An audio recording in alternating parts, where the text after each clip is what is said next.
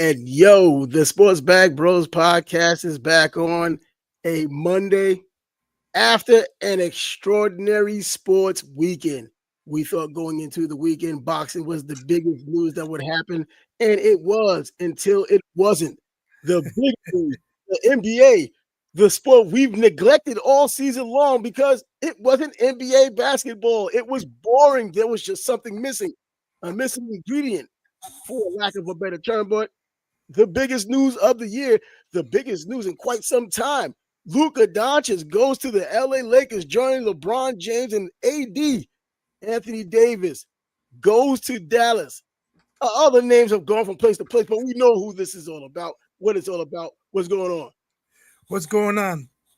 Yeah, it was so crazy. We were wrapping up our live show from Benavidez and Morrell, and I saw my phone light up and it said Luka Doncic traded for Anthony Davis. And I was like, what?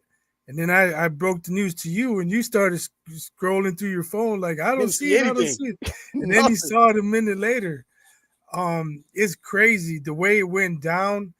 You know, everyone's saying that it was hush hush. Nobody talked to LeBron about it. Nobody informed Luka he was on the trade block. They didn't even inform his agent.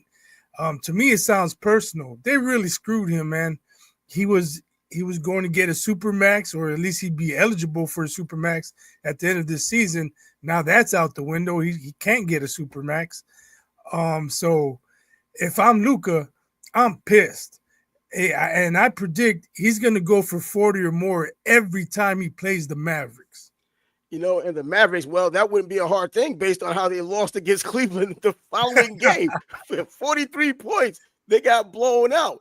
But, you know, as things usually happen with sports and anything else, you get that initial rush of information or emotion, and then things kind of settle down a little bit, and you start getting some of the nuance and what might have led to it. And you look at Luka, and they talked about now the issues with his weight might have been something. And I guess there might have been some more inside the organization things that on the surface, they tell you that nothing was wrong. On the surface, they tell you they didn't know what was going on, the player and the organization. But then as things go on, you start finding out these little tidbits, things that probably were lingering in the past.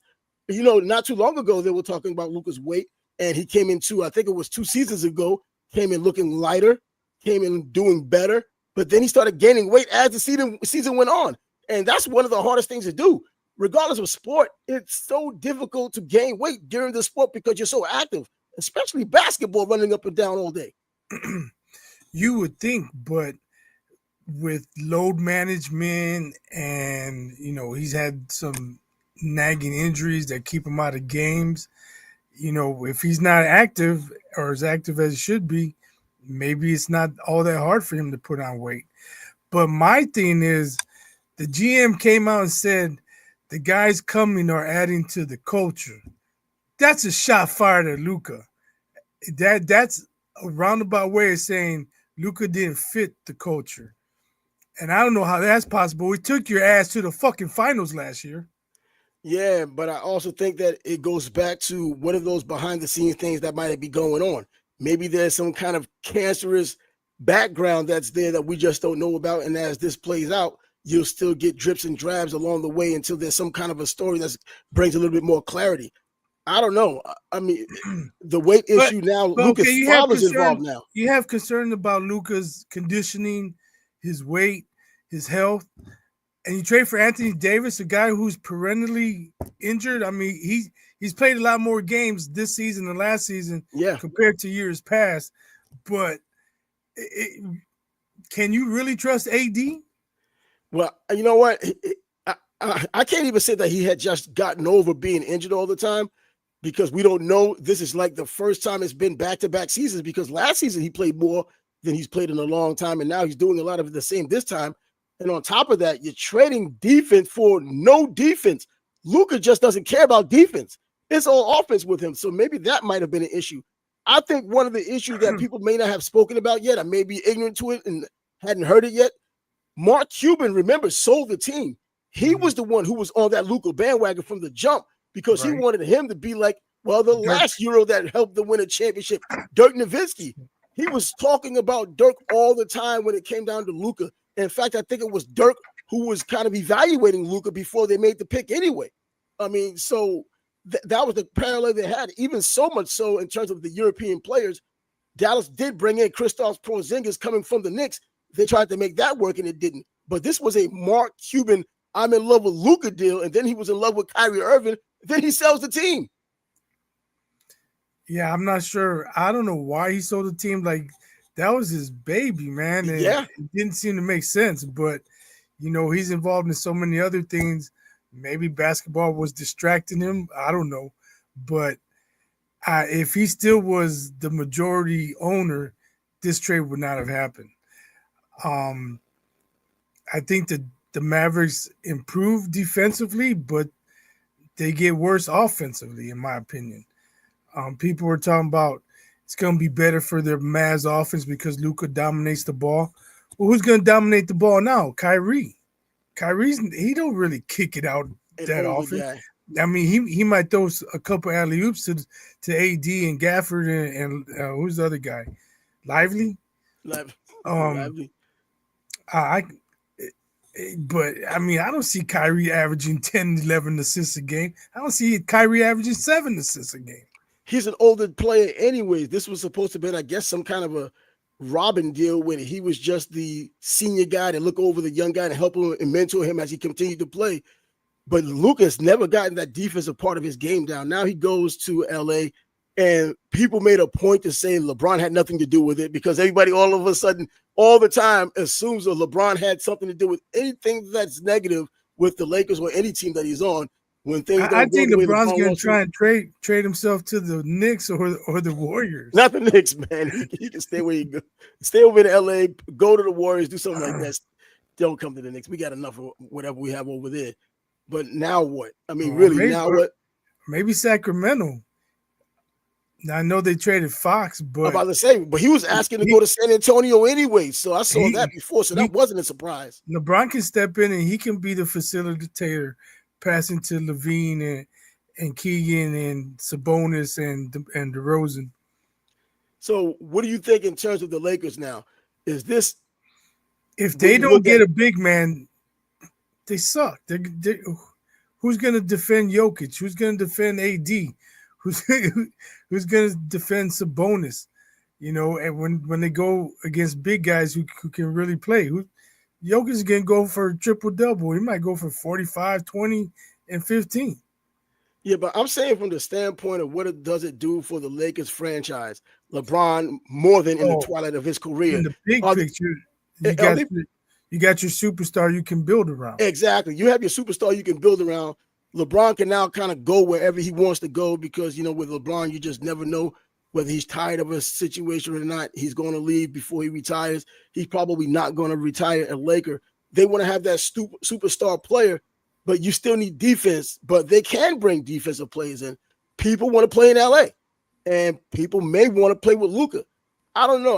I still don't know enough in terms of what really happened behind the scenes because it had to be behind the scenes things. And now you're seeing what's going on. It seems like you said, it might be personal. Because think about it. He's only 25. He took you to the finals. And then Kyrie. And then they didn't even get all that much for him. I mean, yeah, they got AD, but the Lakers got all kind of draft picks they have, and they only gave up one draft pick and Max Christie. So But, draft picks in the NBA outside of being a lottery pick don't mean as much anyway. True. It's not like, Stephen A. talked about how, it's not like the NFL where every draft pick matters, especially in that first round. In the NBA, not necessarily. And even that's why you try and accumulate as many as you can because and try to put a deal together, get that one guy perhaps. Right. I don't know. It's strange how it doesn't work out that well in the NBA as it does in the NFL with fewer players to evaluate. And I think basketball is much more definitive in identifying talent than in the NFL. Yeah, and looking at in college, the only guy I can really think of being worth the draft pick is Cooper Flag. Cooper Yeah, I'm about to say Cooper Flag from Duke. But come on, since he was 15, 16 years old, I think it's been out there for him to be the number one pick overall whenever he did get out of college. It looks like it's going to be after this season. He started off a little bit of up and down, but now he just took off and started taking care games and taking over games. So, yeah, he looks like he may be the number 1 pick overall.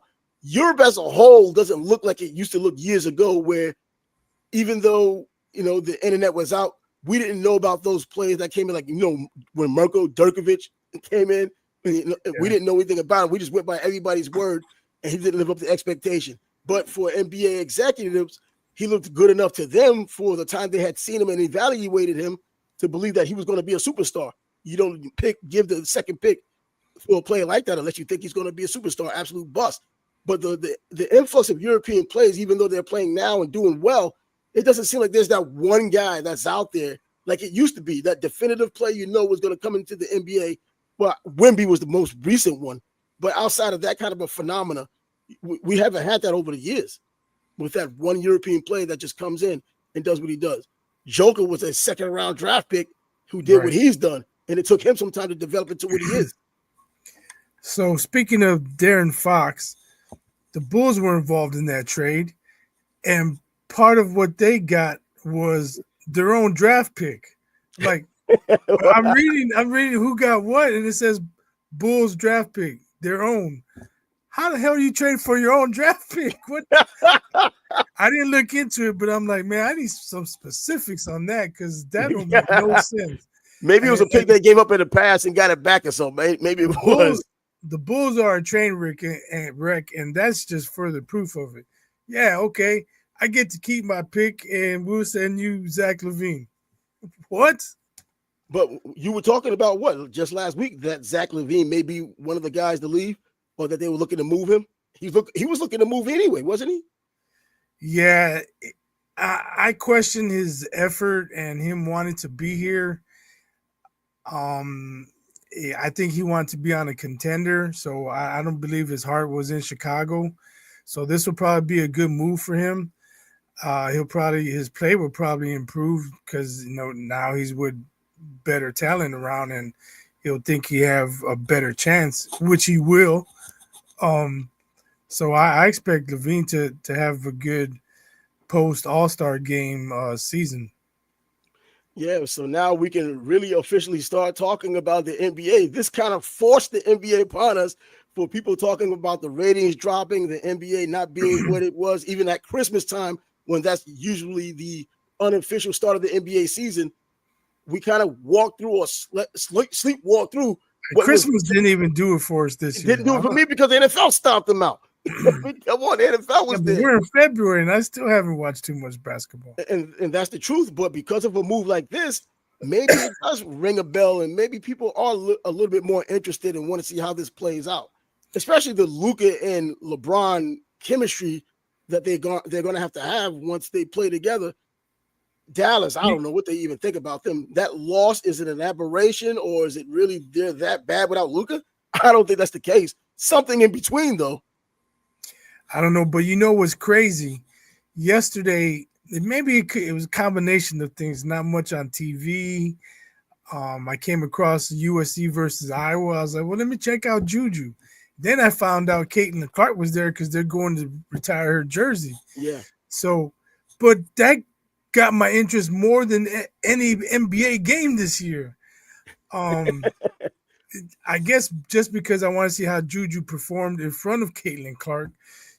Would she ruin the jersey retirement ceremony? But she took that L against an unranked team. I don't know if it was really her fault. I think she had close to 30, although she didn't shoot that well. But I was like, there's a lot of people, and I know I told you I'm done with the WNBA. This is college. Yeah, I'm kind of almost done with WNBA, man. I've been seeing a lot of people that come off as Caitlin Clark haters, like, it's all right, Caitlin did what she did, but Juju's coming. Well, all I got to say is Juju got some work to do. She got a lot of work to do. The tribals have spoken. They've been whispering through the weeds. But I would like to also mention USC, they lost the game, but they stuck around for the ceremony. That showed a lot of class on their part. Yeah. I don't know if maybe it was the coach said, we're going to sit here. Maybe the players didn't want to, but whatever, they sat there and they watched. And Caitlin Clark shouted out Juju saying, I like how you play. It was an honor to watch you play today. it was all class all around. Good. Yeah, because I don't know, people want to pick sides, even if there aren't really sides, but last season showed their ass. People showed their asses, I guess, on both sides, but you saw where the lines were divided. And then you also saw why some people were supporting whatever player they were supporting. And it came down to just the two with Angel Reese, and then it came down with Caitlin Clark. And it was a mess. It was a train wreck, but it was also great because it got the numbers they wanted, more numbers than they probably would have ever dreamed of, got themselves a contract that's going to be extraordinary for the entire league. Moving forward, Juju's going to be one of the benefactors of it. So it's going to be something with the WNBA moving, maybe a little bit, more eyes on college basketball, women's college basketball as a whole as well.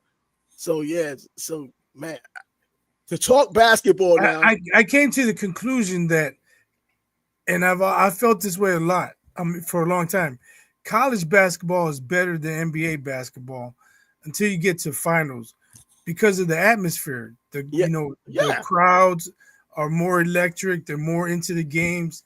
You watch NBA games, and the organist or whoever's controlling music has to play stuff to try to get the crowd keep people into the game. They're watching games like sitting on their hands. So, to me, it's clear college basketball is better than NBA basketball. And now we're in the month of February. Not comparing the play, but I'm saying the experience. No, just the excitement. The experience. It's a much better experience. Sometimes I see these minor league baseball games that I go to have a better atmosphere than the Major League Baseball games that I go to, because I guess they have to do it. They have to be more interactive with fans in order to keep it interesting. And they do. Because I'll tell you, man, well, I mean, being a Yankee fan, that's being a Yankee fan, but watching the local team here in Jacksonville play baseball, the Jumbo Shrimp, which used to be the Jacksonville Suns, you enjoy it every time, at least I do, enjoy it every time I go to a game because of what they do out there in the field. In fact, it reminded me now that I think about it, the bowl game I went to with the Miami Hurricanes playing Iowa State, the Pop-Tarts Bowl, just as exciting as the game might have been on the field, even with the bad result for Miami, all of the stuff in between, the Pop-Tart mascots, I never thought that would be as fun as it was. It was insane. I never really paid attention to mascots, but this particular thing really helped out, and it was much better than I ever would have expected. Anyway, that leaves us basketball. By the way, I was about to say next month, the NCAA tournament, man. We're in February now.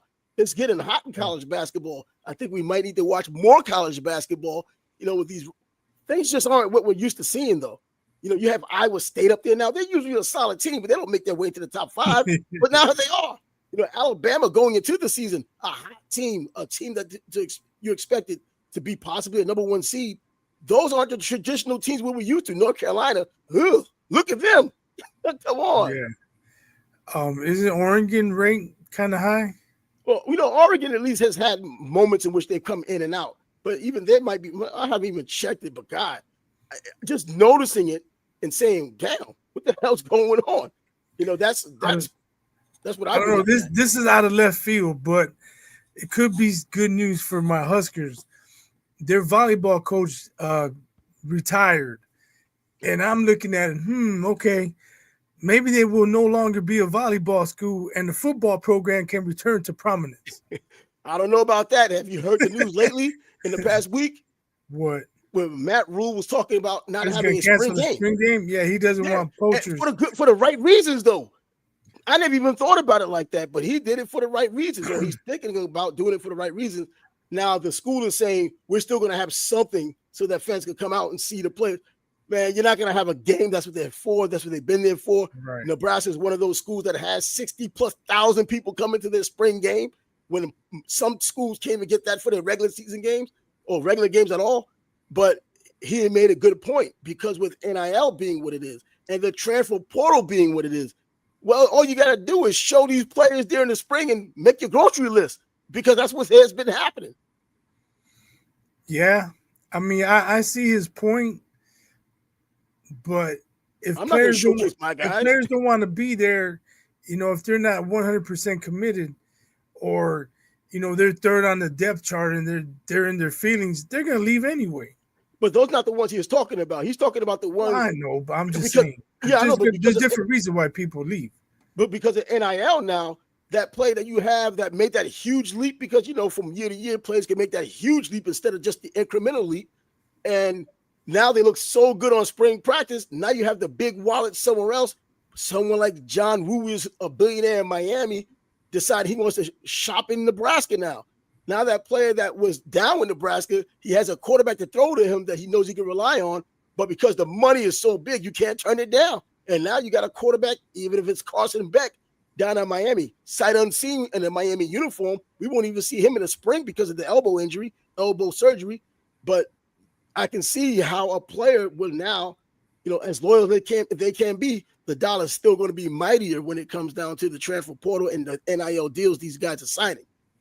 Sucks, man. I hate the way it has happened. Even though Miami did benefit in a major way this past season, bringing in Cam Ward, and he was a Heisman Trophy candidate, maybe the number 1 pick overall, looked very good when he did play. Hey, even though anyway, that's another story for another day. But are we gonna need a salary cap? Yeah, that's what I'm thinking. That's what I'm thinking. The NCAA is trying to put their nose in there to kind of stop the bleeding. They know that they took a genie out of a bottle. They can't put it back in. So there's I don't think this is ever, you can kind of regulate it, but then you look at the threat, as I've talked about in the past, of this super conference that doesn't include the NCAA. You don't want to really hasten that path if it's going to happen. You kind of got to acquiesce a little bit, play a little bit, and kind of run a fine line between what you really want to do and what's going to upset them and be the final straw for them to leave sooner rather than later. Yeah, I'm with you there. I said eventually it's going to be the Big Ten versus the SEC. That's what it is. And even though geographically it's not what it was, people are just going to join those conferences so they can be part of the party. And that's what it's going to be. We won't have New Mexico there. We won't have even a very good UNLV team as they're getting better now. But we're going to just have the traditional Big Ten teams, the traditional SEC teams, and then sprinkling some of the top ACC teams, Miami, Clemson, teams like that. Florida State's already there. Jumping into the SEC or Big Ten, whichever path of least resistance. I still think it's the Big Ten if you compare the two on a year-to-year basis. This past year, I think it was the Big Ten being the better conference, and their champion kind of proved that as well. But let's get back on topic, man. We don't want people coming in and saying, "Why are you guys talking about college football? You suck." I know, right? We got that on Saturday. It was we did. We got it on Friday. Last Thursday. Yeah, we got it on Thursday. Dude just comes in like the last 5 minutes of the show after it's been on for almost an hour and a half and complains about we're still not talking about David Benavidez and David Morrell. Well, conversation just moved, man. Come on, it moves, and that's pretty much what it does. And by the way, this is a sports show, so yes, the thumbnail does say basketball, and we've spoken about basketball for the first 15 minutes at least. And there is still more sports to talk about and things that have happened over this weekend in particular.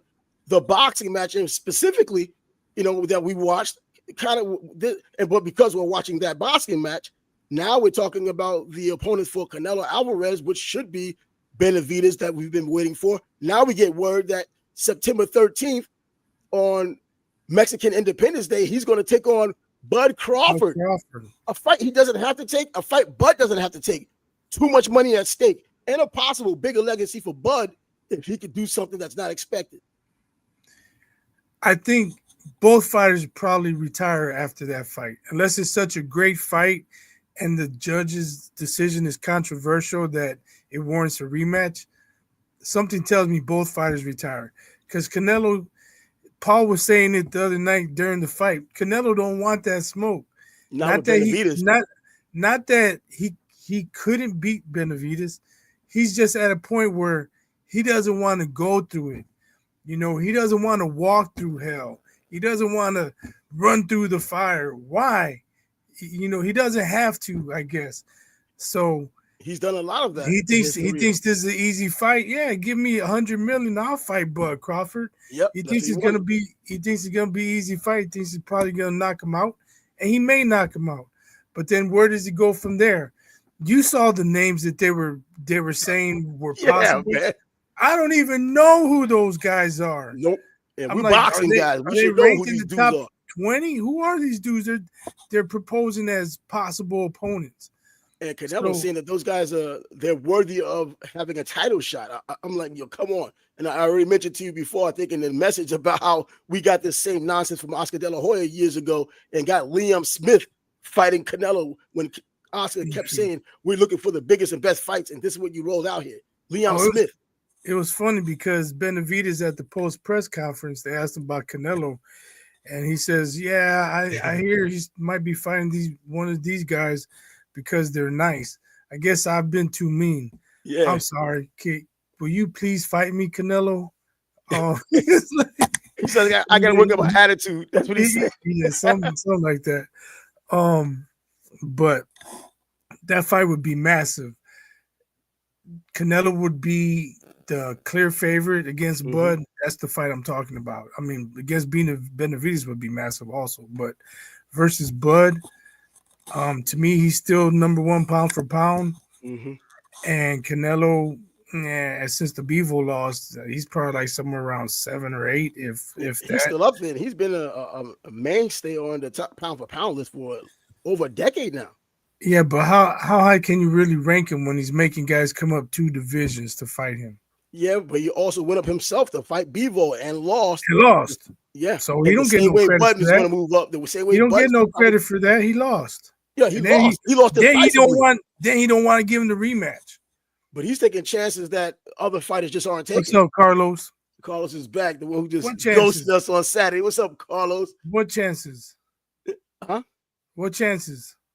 He says taking chances other fighters aren't. Oh no, he's taking chances of getting defeated. You know, in this day and age of boxing, when these fighters don't want to fight the guy they believe could beat them, going into that fight, man. He was on the road of fighting big, slow white guys, and he ran into one he couldn't beat. Get out of here!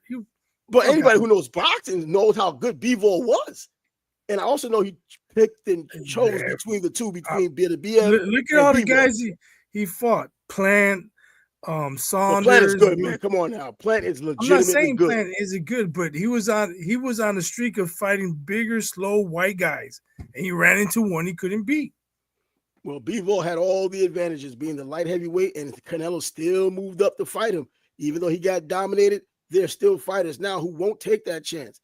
And the pain they don't want to deal with moving up in class. Now, on the other hand, we can say that he chose the better of the two in terms of skill-wise, knowing he wouldn't get knocked out. He didn't take Benavidez because that would have been more of a grinded-out beating the way he was getting beat against Bevo. That almost ended badly for him. But I'm just thinking that at this point in Canelo's career, he doesn't necessarily have to go for the big one. We hope and wish that he goes for the big one, but it doesn't look like that. I still think he's going to fight Benavidez, though. I think he's going to fight Benavidez before he retires. He just doesn't come across as that guy that's going to let that thing just die.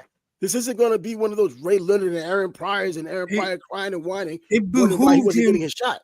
It behooved him to fight Benavidez before now. Benavidez is getting better. Yeah, I know. And Canelo's getting older and slower. Yeah, he is. We've seen that. The John Ryder fight. He's not going to fight Benavidez. He don't want that smoke. I know, man. It's hard. I for his pride.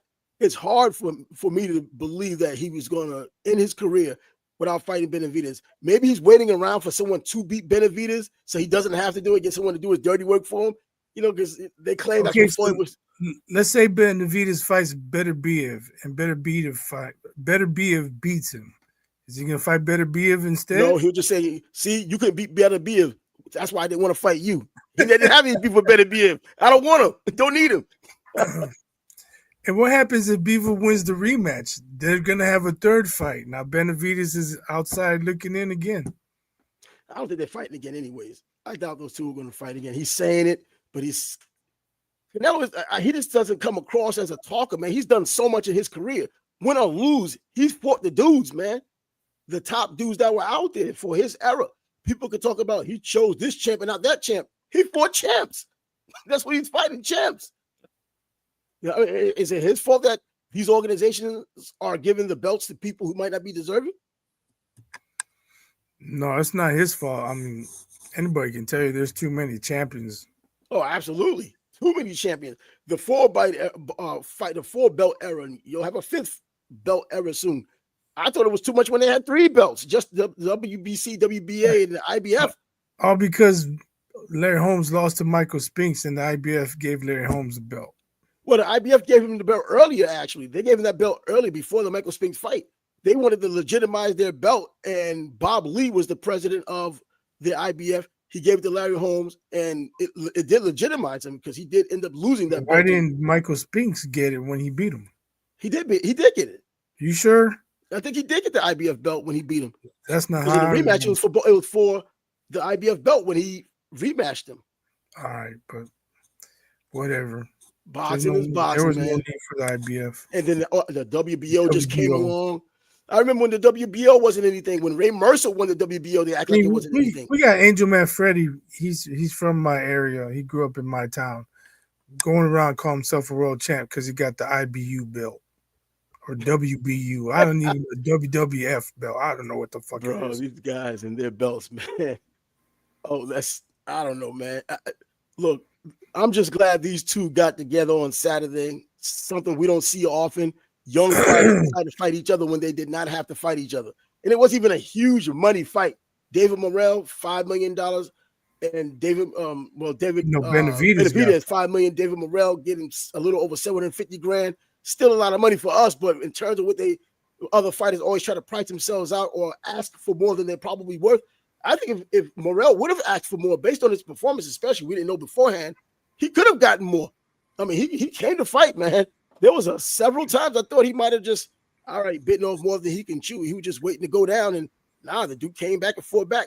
Now, as a side note, I saw the post-fight press conference with David Benavidez, and he had bruises on his face.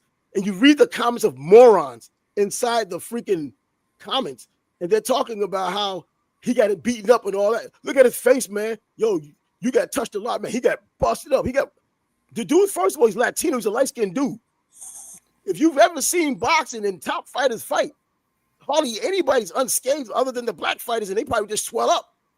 So when you have a light-skinned fighter, whether it's a white guy, a Latino fighter, or just a light-skinned brother, dudes get bruised up in those fights. I've been in some of those fights. There was a kid years ago called the G-Man Adam Garland in Atlantic City, 1990. This dude fought a 10-round fight. He was hardly touched. But at the end of the fight, they was interviewing him, and this was my first boxing match behind the scenes. I was right there with him, and I'm looking at his eyes. His eyes was pink. And I asked coach, one of the coaches, actually Howard Weston Sr.'s, his son fought, Pepino Cuevas and Tommy Hearns. I asked him, why is his eyes pink? He took a lot of shots. And then I looked at his shoulders. He got the bruises on his shoulders. Looked at his forehead. He had some bruises on his forehead. I was like, he was hardly ever touched. These are the things you didn't see on television as a kid and watched it growing up. But in person, you saw the bruises that this guy had, and he barely got touched the entire fight. I think the one you're thinking of, the one on over the right eye, that was from a headbutt. Yeah, I knew the headbutt. Yeah, I forgot about that. I mean, but I'm not saying his forehead was bruised up. That's the only blemish he had on his face, but that was the most prominent one. That was the most prominent one. But I came across a video on YouTube, David Morrell talking about a rematch and what he would do in that rematch to win. I don't know what else he could do to win other than land cleaner shots more often. But he took a lot of shots before he started countering. A lot of shots. And now I don't know. If he goes out and throws caution to the wind, like, I'm going to knock him out. I knocked him down, even though he hit him on the shoulder. I don't know if that's an actual knockdown. Man, they called it because the ref called it, so they took it to the but I'm just saying, even though he knocked him down, he might be saying, I knocked him down. I know I could hurt him. And they do that in boxing. Come up with nonsense like that, even though they know it wasn't legit. They'll just jump on it because open himself up to even more damage. Yeah, because I know there were people talking about Benavidez is good, but if he got hit so much, if he gets hit by Benavidez like that, he's getting knocked out. He's not going to have the same game plan against Benavidez either. And by the way, Benavidez didn't knock out Bivol. I mean, not that Bivol is some stiff, but he landed a bunch of shots that night, and the monster he is didn't get the knockout. I mean, we don't question his punching power. We see his record, and we watched him hit guys. But Bivol got through it. So I think Benavidez can get through it as well. people consider Ernie Shavers an all-time knockout artist. He didn't knock out everybody. Tyson Exactly. did knock Tyson, out everybody. George Foreman, So, all yeah. Julian Jackson. So there's some guys you just can't knock out. Exactly, man. So whether they're running from you or you just can't land that shot, or you're just landing the shot, this dude just has balls the size I don't know what for that day. Like Angel Fierro, who fought against Pitbull Cruz. That dude was taking some hellacious shots. I thought he wouldn't get past the third or fourth round, but the third round ended up being the round of the year. I think the fight overall is the fight of the year, unless someone does something in the next 10 months or 10 and a half months to prove otherwise. That was the fight of the year. And I compared that fight to Arturo Gatti and Mickey Ward. And if you tell someone who knows boxing that, I don't think they're going to be surprised. I think they'll be like, oh, snap, you might be right. That's how exciting and how good that fight was. Yeah, I missed that one. I still got to see if I can catch it on YouTube. And all these announcers were talking beforehand. Well, we're going to get an exciting fight because Fierro likes to just come right at you, because it was after they were talking about how Pitbull didn't want to deal with a rematch because of all the movement. He doesn't like to deal with fight with movement. You might as well give up your belt. Well, he did. He got beat for it. But, man, you can't pick and choose who you want to fight and still be looked at as someone who's formidable, because there are guys who are skillful out there. But they're talking about this guy's coming right to him, so this might be over soon. The chances of it going 10 rounds was not high. And I thought the same. When he started whooping this dude in the beginning, because, Pitbull, he don't waste time. He gets out there and just tries to get to work. And I was like, man, this dude's going to go soon. And he was spinning his head around.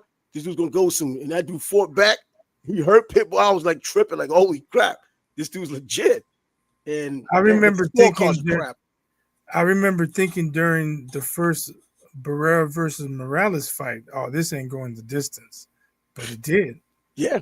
All three of them went the distance. That's about to say, those two, that separates the real men from just people who love boxing, and the fighters themselves who love the box, but they're not willing to go through that kind of hell those three went through. Seriously, man, those dudes. And for this fight last Saturday night, for those two that fought, Pitbull and Fierro, fighting the way they did, for the Aztec Warrior belt, because of Israel Valdez, who passed away, as you know, passed away from cancer not too long ago. It was in honor of him. So his family was out there. It was a moving, start to the fight, because his wife was there. He had his kids there. They had the belt. You can tell when they was talking about it, how they had a tribute for him, and she was tearing up a bit. But for them to put on that kind of a fight, that fight was supposed to be exactly for that belt in honor of, Israel Valdez. Well, that's good. Boxing usually is good for doing things like that. Yeah. Mm-hmm. But do you think there should be a rematch, considering the scores? See, we watched the fight, so our scores are probably around that what they were anyways. Now, we were talking about the Pitbull fight with those scores. We just can't go by the scores because no, I'm not talking about that one. No, I'm just saying. I'm just looking at it as a compare and contrast. Looking at those scores, I can't say that should have been at least a draw or just a 1-point win for Pitbull. Whereas this one here, it was exactly what we kind of came up with. Well, at least I have 117, 109. So it sounds like the Pitbull scores were bogus. Yes, they were. Whereas the Benavidez scores were legit. On point. Yeah, they were pretty much on point. Yeah. Yep. But even though you had 115? I'm like, okay, what? And then I think 118 was one of the cards. 118. Yeah. I know I came in the middle, 117. But shoot, and I was hoping not to go 120 as the fight was going on. But Morrell kept coming back. He made a lie out of me. But Morrell came back and put that work in. Tried to save himself. It's just that Benavidez is that dude. He is the dog. Yeah, I mean, I'll watch it again if they fight again. I just don't know if it warrants a rematch. The fight wasn't all that close. No, it wasn't. It was just a competitive fight between young lions that people just got a chance to see. When in this day and age in boxing, you don't get to see guys of that level fight each other at that age and with pretty much really nothing on the line but the belt when they didn't have to do it. They just did it with pride on the line, Cuban pride, Mexican pride, and they got together and gave a nice show. A great show? Nah, very good show? Yeah. Yeah, and Morrell's manager, he needs to watch his back when Benavidez is around. He might get slapped. What happened? I must have missed. Oh, you didn't hear that? I guess he was talking shit, and Benavidez is like, "You keep talking shit, I'm gonna slap the fuck out of you." You know what? And I think Benavidez is that guy for that too. He'll do that, man. They had to take the Cubas off the stage, And then, while when they're wrapping up the press conference, Benavidez was like, "Hey man, just tell you guys to shut up, man. Just watch his mouth already, because if he talks to me like that again, I'm gonna slap the fuck out of him." And I can believe it, Like man. he told Benavidez him is a to his dog, face, man. and then he's telling his guys, "Hey, get your boy." Shoot, I can see, bro. We respected Benavidez last Thursday. I always respected him. I actually picked Canelo to beat him, man. But as you're saying, Canelo's getting older. Benavidez is getting better. I did make that prediction about a year and a half ago, 2 years ago, about Canelo. Yeah, he should be able to beat Benavidez. But the way this guy is developing and the way he's looking, and as terrible and monstrous as Mike Tyson calls him, he's doing everything, man. Him and Inoue seem to be the most dominant guys. I mean, you still have Benavidez with the power and all that stuff, man. But in terms of he has that star aura to him, man, because he talks the game. He goes out there, he fights with his emotion, and it's just he exudes a different confidence and a different dominant posture. What's up, Scott? Thanks for coming in. We spoke about the trade when we first started the show. We moved on to boxing, but I agree with you. Luka being 25 years old, and I think he has motivation now. The GM said in a roundabout way he wasn't good for the culture. If Luka has any type of pride, he's steaming right now. He's gonna want to get in shape. He's gonna want to get healthy. And every time they play the Mavs, he's looking to go at their head, man. Yeah. I'm predicting he's gonna drop 40 or more every time he plays the Mavericks. And with him being 25 and AD's health history, although he's been healthy last couple years, he's 31. How many years does AD have? And if the Mavericks don't win a championship with AD, the Lakers definitely won the trade, because Luka's only 25. And in a few years, the Lakers can give him the Supermax, and then they'll lock him up for however long. And then, here's another one here. The Mavericks might be better with Davis, but the downside is Davis will have to play with Nutty Kyrie. The Nutty Professor, right?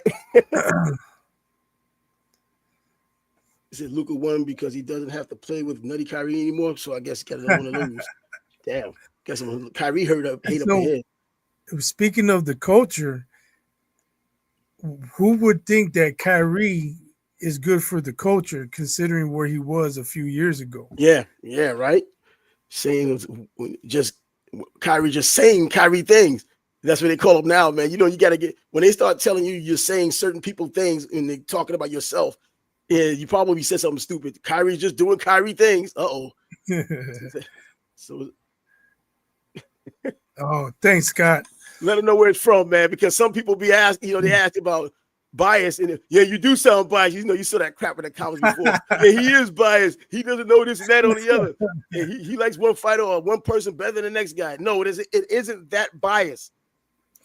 Okay, so growing up, basketball has always been my favorite sport, and I played a lot of basketball. And I have a friend. I'm 5'10", or maybe I'm no longer 5'10", but I used to be 5'10", and he was 6'4", 6'5".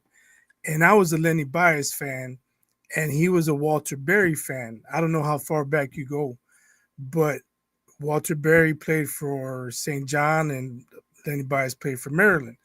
So he used to back me down and shoot a little hook shot and say, Walter Berry, you can't stop Walter Berry. Whenever I got the ball, I'd shoot jumpers, and I say Bias scores. And I had another friend who was watching us, and he just started calling me Bias because I said Bias scores so often. So that's how I became Bias. And Len Bias, man, for those who do go far back enough, you know about Len Bias. And not even just the tragic part. If you watched him play, you knew what was up as well. I know people project now when they look back on it, he would have been better than Jordan. We don't know that, but we do know that dude was a hell of a freaking talent. We do know that much.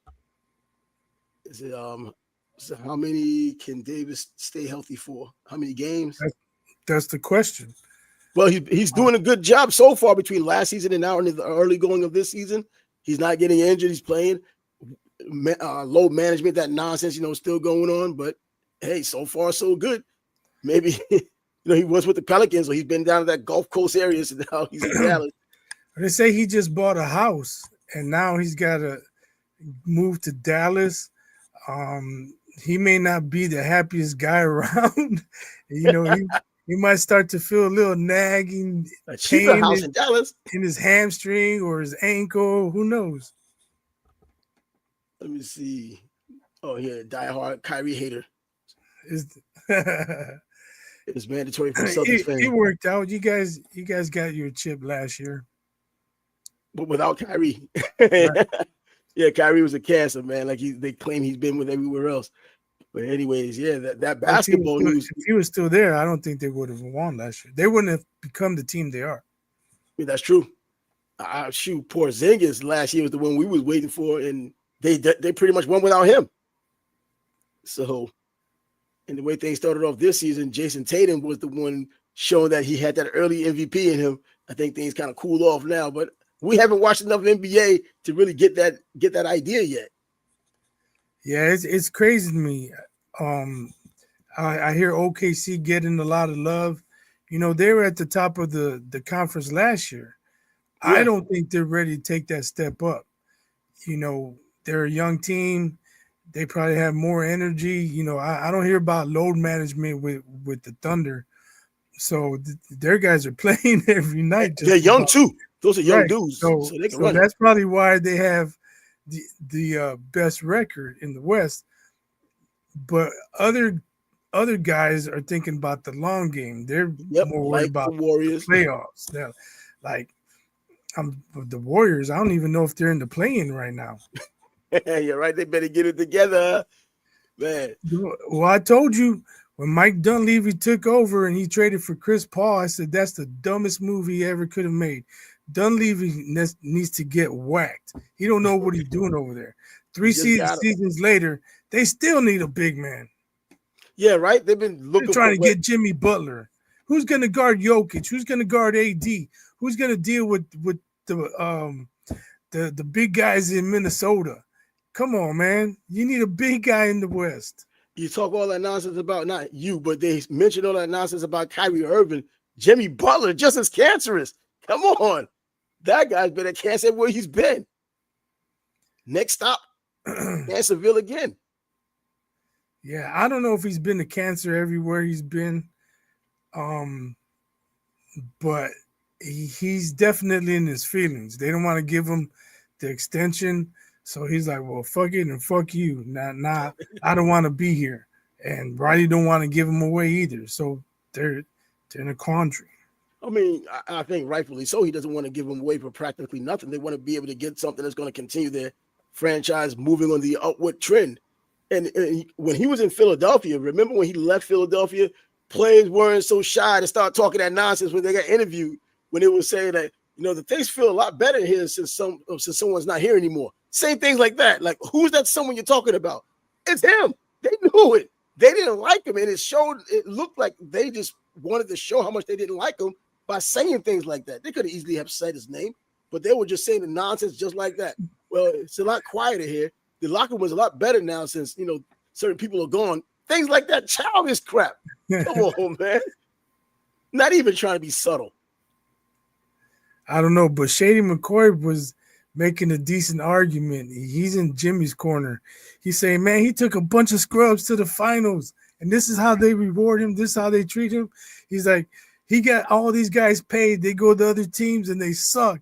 He's like, Jimmy raises their level of play. And then Acho was like, but he doesn't play. He's injured. He missed 25 games. And that bubble year was his year, man. It was two very different arguments, and neither one of them would concede to the other. The bubble year was his year of being just showing you exactly what a player should have done. And Jimmy carried it on his own, man. He's just flat out. If there was a dog to be had, he was that damn dog during that time. I don't think he lost that's it. the thing. That you just reminded me. Shady was like, he's a dog. He blah, blah, blah, blah, blah. And Nacho's like, he can't be a dog. He don't play. Dogs play. He's an old dog now. That's it. You can't teach him any new tricks. That's the problem with this dog now. He's an old one. He left it all out there in the bubble. I don't know. When I saw Jimmy come out with that perm last year, I was like, something ain't right. Something not right, man. Something not right. Because his CTE caught an elbow to the head a few times. That dude's firm, man. I don't know if these guys do it for attention or they really think that thing looks good, man. Get the hell out of here, Davy Crockett. I mean, to each his own, but I don't know. That, whatever. Let me see. He says that he's not Like for everyone. That's Jimmy Butler. He's not for everyone. Yeah. But if for you, you're like that's what doing it looks like. something wrong. I don't know. I don't think Miami did anything wrong up until now where he's not getting his money. I think that's the bigger problem. He wants his money. They're not going to be the ones to give it to him. And they just continue to suspend him and letting you know that. But it takes away his value. At least another team knows you want to get rid of him.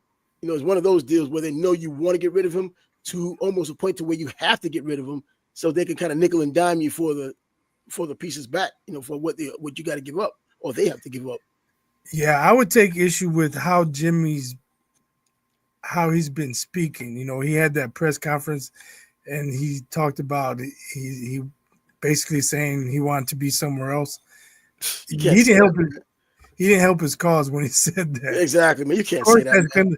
You got Pat Riley, you know, dude from the old school. Yep. He ain't going for that. Nah, he's not.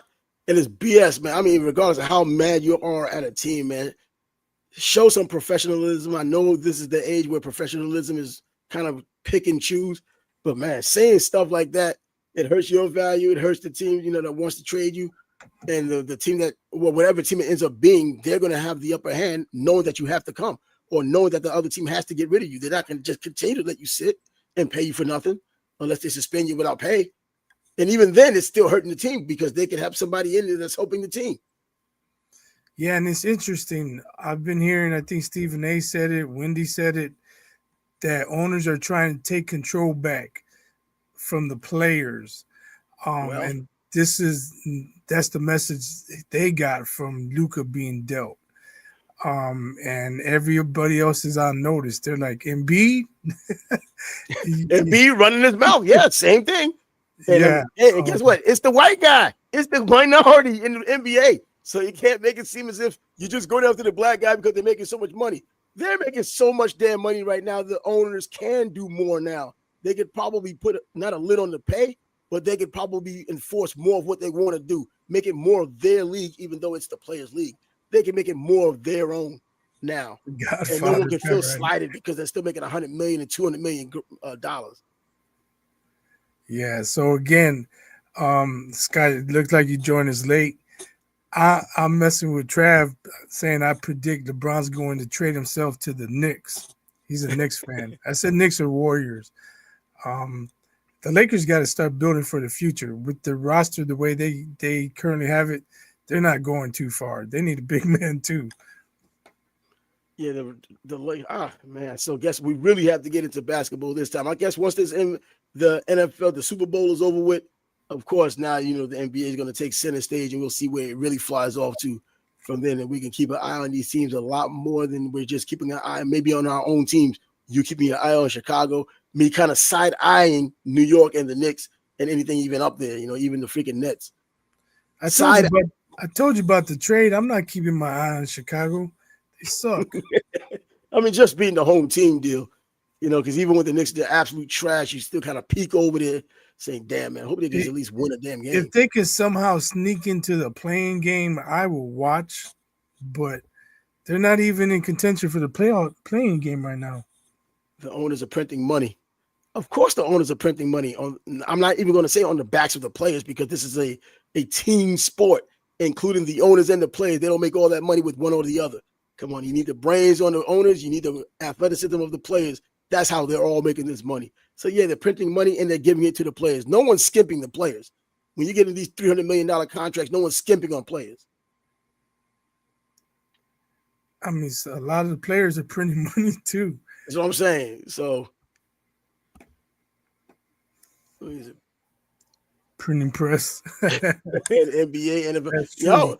Supply and demand. If people didn't want it and the money wasn't there, it's not like these owners are giving their last money or these players are getting more money than the owners have. Hey, it's supply and demand. When people are interested, they let their money speak for them, put their money where their mouth is. You don't give a player $200 million as an owner because it's your last $200 million and you hope things just work out. You give him $200 million because you got $2 billion, bro. Why not? You should have just came in the damn show, Scott. Shoot, man. For real. Hey, weren't we supposed to have somebody on today?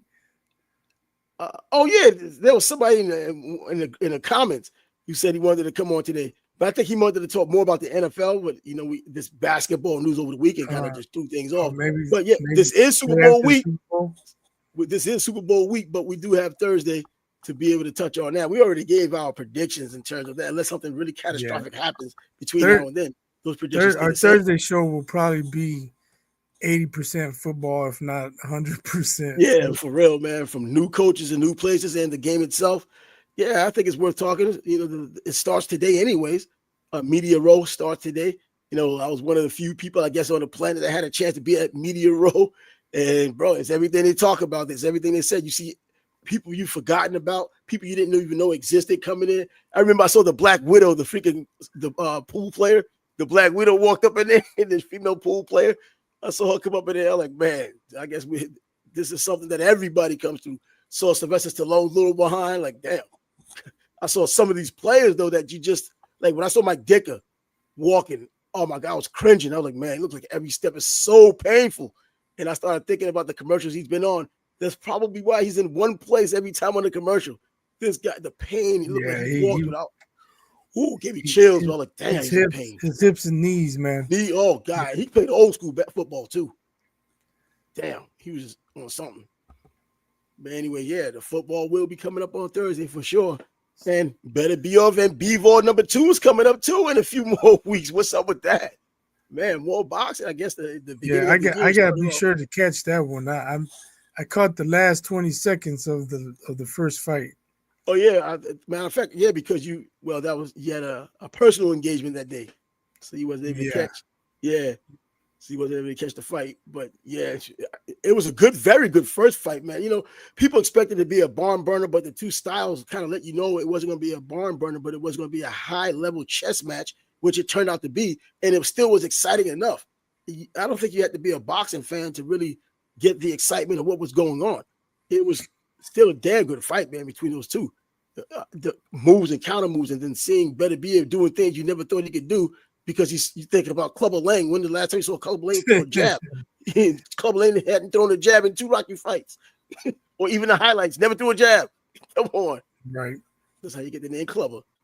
Anyway, let's see what this guy is saying again. So you want to let you in now, man? Hold on, let me see. This show about to come to an end. He talking about coming in now. Man, I got something for you.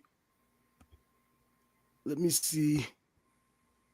I just put it. I can just put this in the chat.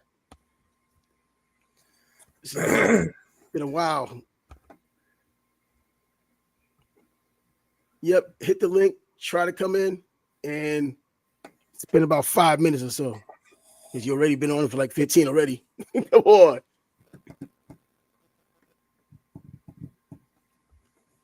But in between time, because this is a live feed, man. We rarely do live feeds on a regular show, but I think this might be a better way to do it. It's more of because at least these are the guaranteed times we're on, Mondays and Thursdays. So if you're going to have a show, just might as well have a damn show. If people want to come in, they can. If they don't, whatever. Just listen and watch or come in and leave. Whatever the hell.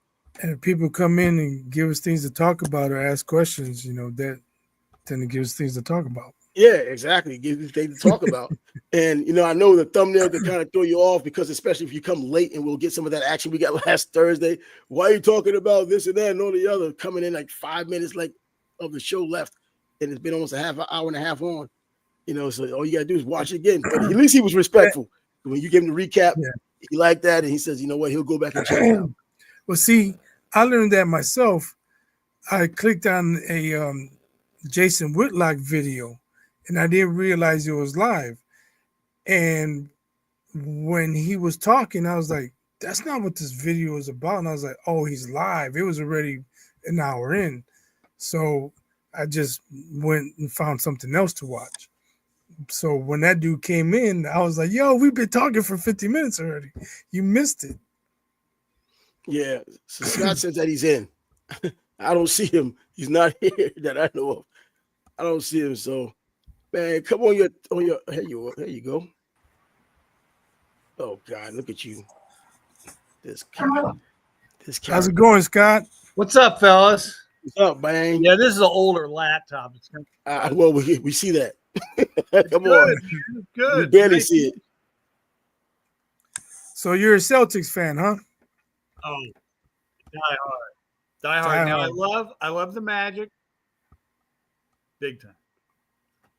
I love the Magic, but you didn't come down to that Magic game I went to last year when they played the Kings, when the Kings came to town. Now, why do you like the Magic? He's a Florida I'm kid. from Florida. Oh, okay. And I liked the Heat, before them, and then they got, I liked them because they were close, and then they got Shaq, and then they got Penny, and I was like, Right. This is for real. And then Shaq, who I saw playing college, takes off to LA. What was that? 96? So yeah, I had to boycott the NBA for some of Jordan's best years after that. But man, you're still a Celtics fan, though. Right. And that's what I'm saying. Shaq can go in. Shaq, he leaves, fine. But you go to the Lakers, wasn't having that. Hey, Jerry West was a mastermind. You got to give him credit. Without question. Oh, yeah, man. I don't think he gets enough credit for that. I mean, people talk about it, but they don't harp on it like they should. Yeah. And identifying talent. He didn't come off that well in that Showtime thing they did on HBO. I heard about that. He was maniacal on that. Yeah, they showed him as a player, like how intense he was and stuff. And so yeah, it was a bit of a caricature, I think. I saw reports that Jerry West really wasn't like that. Yeah. I don't know why they take creative liberty to that. Yeah, that's exactly what they do. They took it to the extreme. And then the guy they had playing Dr. J, I was like, they could have found somebody who resembled more like Dr. J than that guy. Yeah. But how blessed were we to see all those guys play? Bird, Magic, Dr. J. I mean, just amazing. Right. That's true. And you still see that video of him floating on, it looks like he's floating on air. And it's like, I think people think of Jordan in terms, but I think stylistically, Dr. J was just maybe above Jordan. I can see that. He was like poetry in motion. Yeah. It was. I thought the best description I've heard about Dr. J was Daryl Dawkins. He said he's the first guy I ever saw with air brakes, like change directions in air. Dr. J, boy. Yeah, man. Just so smooth. Good New Yorker, Rucker Park guy, right, Travis? Yeah. Rucker Park, up there with Earl the Goat, Goat. If you heard about the Goat back in the day, the guy who did make the NBA, the drug issues and everything. But damn, man. Yeah, that Rucker Park. We went up there a couple of years ago just for a day, just to go to Rucker Park and go to Coney Island and go down to the cage down on West 4th Street. It was pretty cool.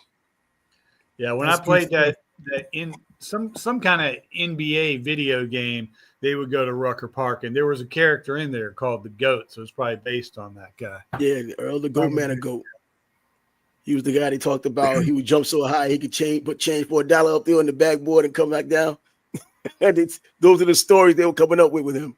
So I heard you guys talking about Sacramento and Chicago, and Chicago definitely for now got the short end of the trade because they got rid of Levine and they didn't get anybody. Yeah, they usually got their own draft pick. They got Hoarder and their own draft pick, which I got to investigate. I don't know how you get your own draft pick. I don't know how they did that either. But my guess is that the owner went to Donovan and said, "Hey, this year's gone, and I'm going to get some draft picks and see what we can do." That's what my hope is, because I'm a Donovan honk all the way. Oh God, are you? he was a great college coach. I'm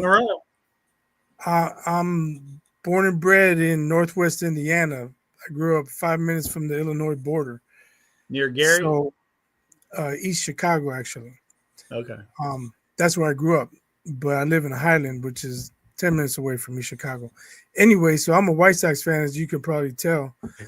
And Jerry Reinsdorf owns the White Sox and the Bulls. And so it's no coincidence that both of those franchises are the two worst franchises in Chicago. That's sad. That's sad. I'm hoping Donovan can turn around maybe with these drafts picks. He can, because they got the guy from Orlando. I mean, he's pretty good. Vucevic is pretty good. And Levine, they had him for a few years, a double machine down there in Orlando. Yeah. He's really good offensively, not so much on defense. He's slow-footed. Yeah. He was the one when I went to Orlando Magic Media. Scorer. He's a shooter. Right. I went to Orlando Magic Media Day that time. You know, I was kind of like I bumped into him on purpose just to find him, mess around with him and do some freaking oak tree. And I think about this, I'm like, damn, this dude is good. As big as he is, as strong as he is, there's so many dudes in the NBA like LeBron and all these names, like Steph Curry, so much better than this dude. It just trips me out to think about that. All these years seeing these players and thinking that, damn, man, somebody's actually better than this dude. You know, seeing Lamar Odom when they came down here, when remember when the Olympic team came to Jacksonville and played against Puerto Rico. Man. That was crazy. And the AI was there, and was Emeka Okafor, LeBron and Carmelo. Yeah, I think it's 2-4. I came straight from SEC Media Day, went to that freaking game. And Stephen A had a freaking bodyguard. What the hell you doing here? What the hell you doing a bodyguard? I just saw you at the draft like 4 years before, hoping someone talked to you, but they could because they was busy talking to Bert Sugar. Craziness. Yeah.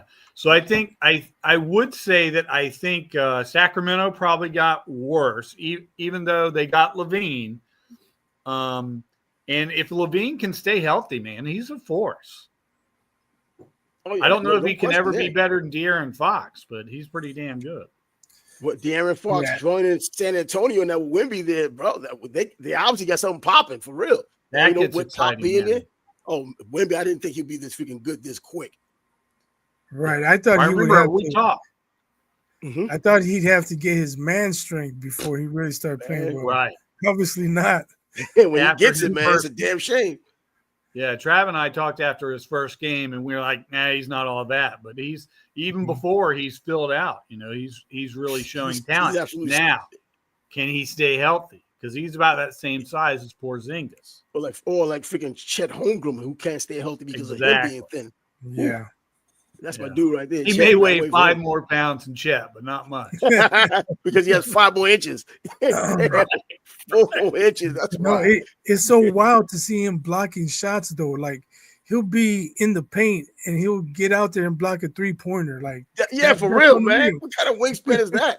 The awful coaches already call him the greatest defensive player ever. They used to call Porzingis the unicorn. I think we got a new one. Right. Yeah, but those injuries killed Porzingis, and we hope the injuries don't interfere with what Wemby got going on because Porzingis was sick. The only good move that Phil Jackson made as any part of the New York Knicks. So looking back at what Dallas has been doing, they let Porzingis go, and your guy in the Knicks, Brunson. Yeah. They could have had Porzingis, they could have had Brunson with Luka Doncic, and they would have needed Kyrie. And I didn't think Brunson was going to be as good as he turned out. I didn't think that at all. That dude turned out to be. Cuban's lost some speed on his fastball, I think. Who? Well, he gave up Cuban. Majority ownership. Yeah, but he's still he sold the team. I think he still runs. No, he don't run a damn thing. He runs some things down there, but he has nothing to do with the direct basketball. Not too much to do. Before, what he says was pretty like a dictator. He could just say what he says and it gets done. He's probably pacing back and forth now, wondering why did I give up control? Like they traded Luka. That was his guy too.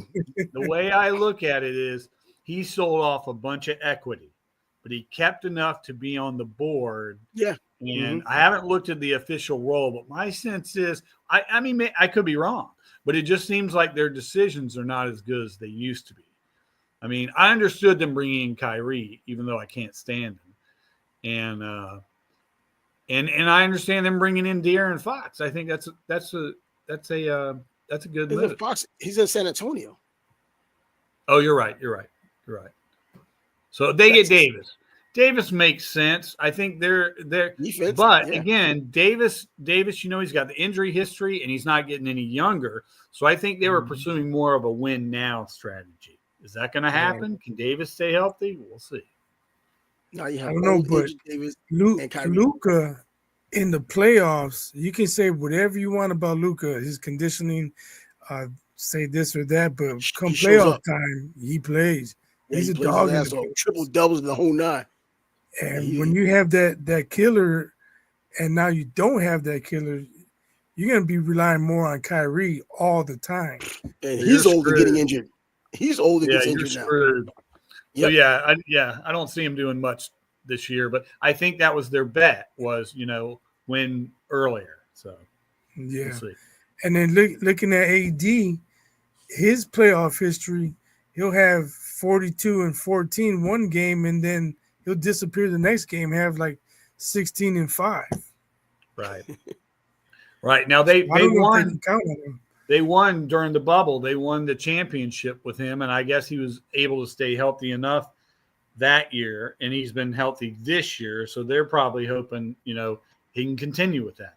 We'll see. Right. Well, we're gonna call it a night now. We got some Yeah, NBA man. in there. Thanks for letting me in.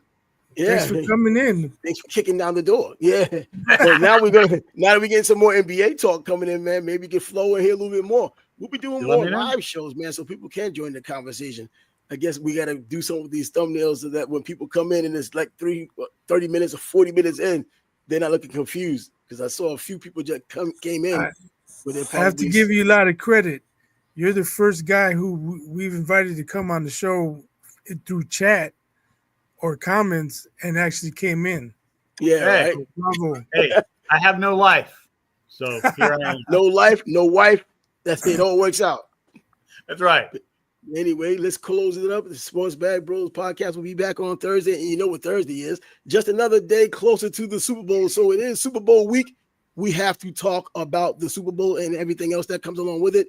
Probably 80% at minimum with NFL talk coming up now. The NBA trying to percolate a little bit. Give the NFL its due. Get the Super Bowl out of the way. Then we can go into this NBA talk. The All-Star game coming on, post-All-Star game. And March Madness is next month. He's Bias. I'm Trav. And that's Scott. Get out of here with that. We'll see you again. And until then, deuces. Peace.